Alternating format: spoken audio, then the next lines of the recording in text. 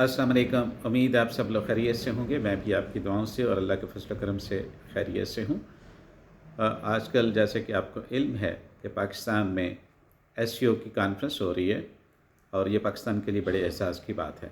SCO 3 लफ्ज़ों का मजमू है जिसका मतलब है कि शंघाई कोऑपरेशन ऑर्गेनाइजेशन। ये वो तंजीम है जिसका क़याम 1996 में शंघाई के मुकाम पे चाइना में अमल में लाया गया।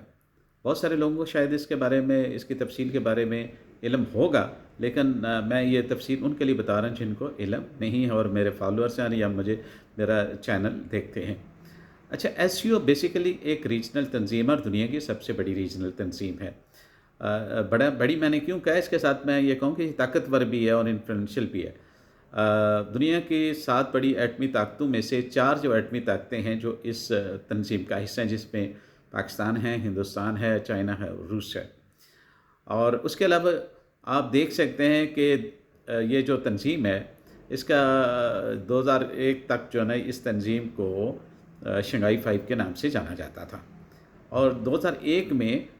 इसको एससीओ का नाम दिया गया और इसका दायरा भी वसी कर दिया गया और इसका सफ़र कामयाबी से चलता रहा। रीजनल इश्यूज़, रीजनल मामला जितने थे वो बड़ी कामयाबी के साथ इन्होंने हल किए और उनके ऊपर जो भी इनके कार्रवाइयाँ थी उन पे अमल पैरा हुए और इसकी अहमियत और भी बढ़ती गई। और स्पेशली ये वेस्ट के लिए भी एक थ्रेट सी बन गई, क्योंकि ये एक ऐसा ब्लॉक बन रहा था जो कि अमेरिका और बरतानिया के वेट को काउंटर वेट कर रहा था,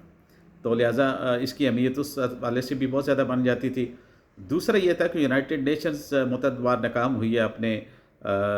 जो मामलात, जो दुनिया के दरपेश मसाइल हैं उनको हल करने में, तो लिहाजा इलाकाई लेवल के ऊपर ऐसी तंजीमों के क़याम का नागज़ीर हो गया था क़याम, ताकि वो रीजनल जो इश्यूज़ हैं, जो तजारती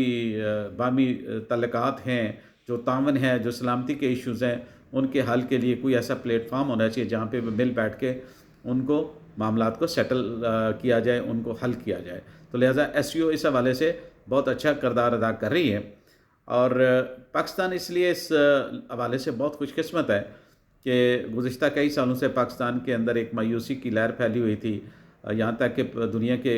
क्रिकेट खेलने के लिए टीमें नहीं आया करती थी। सब लग कह रहे थे कि सफारती हवाले से हम तन्हाई का शिकार हैं, जो कि थे, लेकिन अल्हम्दुलिल्लाह 27 साल बाद पाकिस्तान में इतना बड़ा एक इवेंट हो रहा है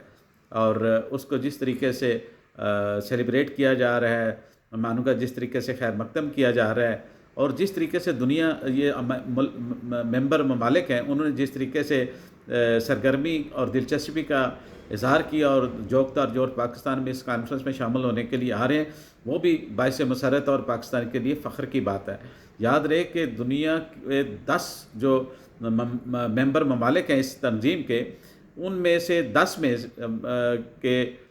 से 9 के प्राइम मिनिस्टर या उसके बराबर के ओहदे के लोग बतौर नुमाइंदा इस कॉन्फ्रेंस में शामिल होने के लिए पाकिस्तान में तशरीफ़ ला चुके हैं, जबकि हिंदुस्तान का वज़ीर ख़ारजा आ गया। तो आप इससे अंदाज़ा लगा सकते हैं कि ये इस कॉन्फ्रेंस की कितनी अहमियत है और हमारे लिए ये कितना एजाज़ और कितना अच्छा एक शगुन है और यह बिगनिंग पॉइंट है जहाँ से हम सफारती लेवल के ऊपर या सफारती मैदान में और माशी और दीगर जो इक़्तिसादी और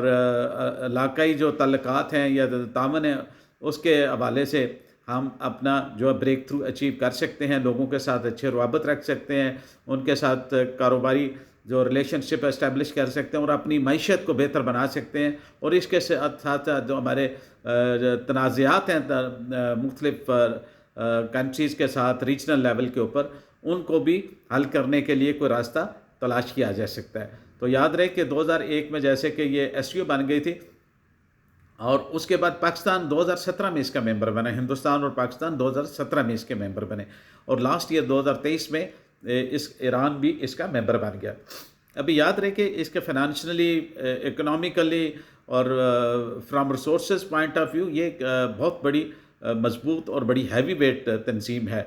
दुनिया की 50% आबादी को ये नुमाइंदगी करती है और तकरीबन आप कह सकते हैं कि जो दुनिया का जो जीडीपी है उसको 25% इस तंजीम के पास है और तकरीबन جو ہمارے آئل ریزرو ہیں اس کا 20% اس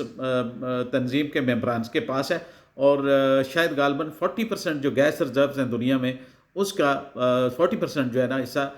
تنظیم کے ممبران میں آتا ہے۔ تو آپ کو اس سے اندازہ ہو جانا چاہیے کہ ایس سی او کتنی بڑی پاورفل علاقائی آرگنائزیشن ہے دنیا کی، اور علاقے بڑی ایک آرگنائزیشنز ہیں، اور میرے نقطہ نظر سے اس کی اہمیت یونائٹڈ نیشنز سے بھی زیادہ ہے ہمارے لیے۔ تو اس کا پاکستان کے اندر انعقاد ہونا،